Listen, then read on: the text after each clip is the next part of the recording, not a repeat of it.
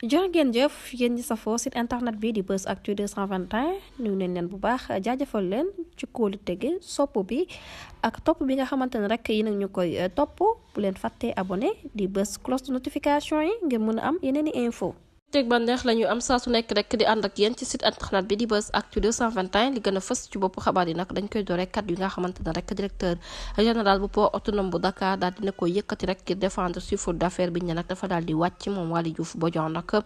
ginnaaw xibaar yi nga xamante ne rek yenn ci média yi ñu ngi koy daal di fësal moom nag la mu daal di xam ne rek mooy boobule chiffre d'affaires mu tukkee ci agence nationale de la statistique de la démographie bi nga xamante ne rek dafa daal di évoqué ne nag chiffre d'affaires bu boobule trafic bu port autonome bu Dakar dafa daal di wàcc moom directeur général ba nag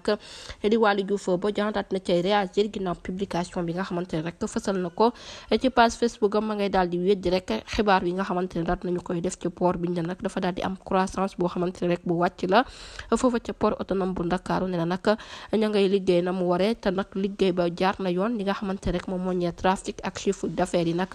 am na ay bénéfices yu am solo yoo xamante ne rek réalisé nañ ko nekk na mbir moo xamante ne rek naqariwul benn yoon waaye gis na ne rek yenn ci journaux yi ak yenn ci convention yi nag ña ngay daal di wax rek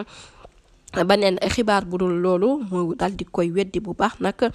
ci contexte bi nga xamante ne moom la ñu yoree boobu les gestion bu port autonome bu Dakar nga xamante ne rek jamono ji daat nañ cee jël ay réforme bu ko defee rek ñu xool naka la ñuy def rek ba yenn accords yi ñu daal di koy fexe jowanti ngir mu gën a am solo bu baax ci suñu koom-koom du ñàkk dinañ ci ñëwaat